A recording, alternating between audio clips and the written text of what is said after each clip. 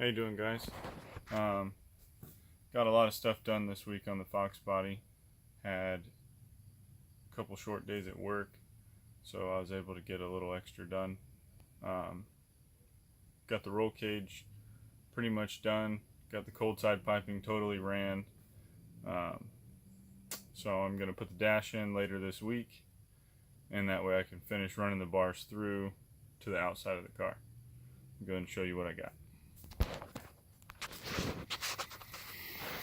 So all this is pretty much the same. Got her sitting at ride height off the jack stands. Getting prepared to do the fender flares this week, or start on them anyways. And this is where I gotta connect the pipe through right here. But let me show you what you got. So, got the cold side piping. It's a piece of 2.5 inch stainless steel welded through, so I don't have to worry about chafing or anything. And then it hooks to the aluminum piping. I had to cut the floor brace. Runs back over to right there. I'm gonna have to trim it, and I have a 90 that goes on here, which will connect it into the turbo. Most of this piping will be solid welded together inside the car, and then I'm going to figure out some way of strapping it down so it doesn't have a chance to move or rattle. You can see I got the kickers in both sides. Got the harness bar, door bars. Got to put the dash in so I can put the dash bar in and I can run the bars through the firewall.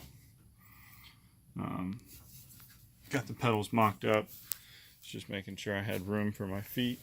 So I'm driving. But look at that. Doesn't that look cool? And I'm going to do some gussets in the corners right here and right there on both sides. Mainly just for looks, really, but it should help strengthen it up a bit. Let me show you from the front. Getting pretty stoked, guys. I'm getting closer and closer. You can see the cage through the front of the car. I made some brackets this week. Got the sway bar. Got it mounted, Maximum Motorsports sway bar. And with my oil pan, I have to move it forward and down to clear the 7-quart Jegs pan. But I saw they recommend you use sway bar brackets to stiffen the mounts. I made these with my dimple die set. Made 2 of them. Look at that match. Cut these out with the plasma cutter. Getting pretty handy with that thing. And they're going to go something like that. I have to trim them on the ends a little bit. And I also need to find a place for the oil cooler. I'm thinking I can mount it down in here.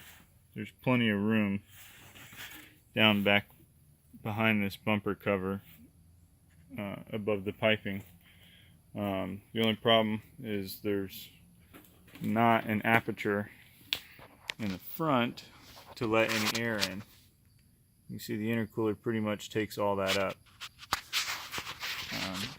I am building a front splitter that'll go along the front. I'm doing side splitters, and I'm going to lower the side down to the bottom of the pinch weld to cover up my chassis braces that I'm making. I'm going to basically knock off the Stifler's fit system. I'm going to run a piece of 1x1 square tubing down the pinch weld. right along here from front to back, and then the subframe connectors from them to that piece of tubing, or the piece of square stock, will be 1-inch round schedule 40, and it just zigzags to connect it. I'm going to make some seat braces, but you can see the turbo kit's tucked up nice and tight. I was originally going to oval this pipe in order to gain more ground clearance, but I'm going to make some skid bars up here in the front, so that way it'll keep me from getting into those long tube headers if I go over some speed bumps. But let me show you the problem with the sway bar. You can see it hits the oil pan, and it's not even anywhere near mounted up.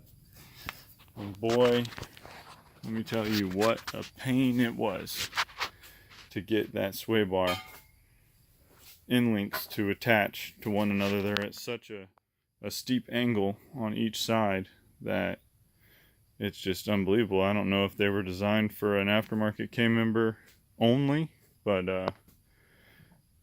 it didn't say that on the website. So I'm gonna get the dash in, get the last couple bars done, and then I'll take the cage out. I have to strip the entire interior down to bare metal so I can weld the cage in. I'm gonna try to get some better video equipment so I can film some of this stuff as I'm doing it, not just after. Show you the ways that I was taught to weld up a roll cage, as far as cutting the holes in the floor, lowering the cage down, fully welding it, lifting it back up, and then putting your plates under it. And then we're gonna pull everything out of the engine bay and start sanding the car and getting it ready for paint. Part of that process will be getting these fender flares on this week, hopefully.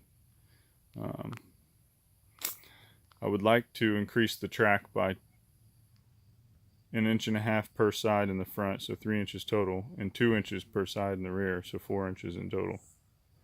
We'll see what the fender flares look like once I start playing with them and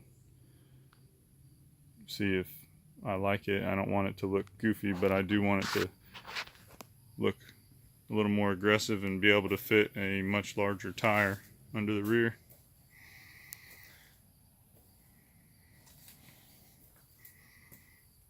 So it's going pretty good so far. Like I said, I'm getting excited. I was sitting in there a few minutes ago on a bucket pretending like I was driving. I've had this car for 7 years and I never did anything with it, and now is the time I'm actually getting to realize all my dreams and ideas.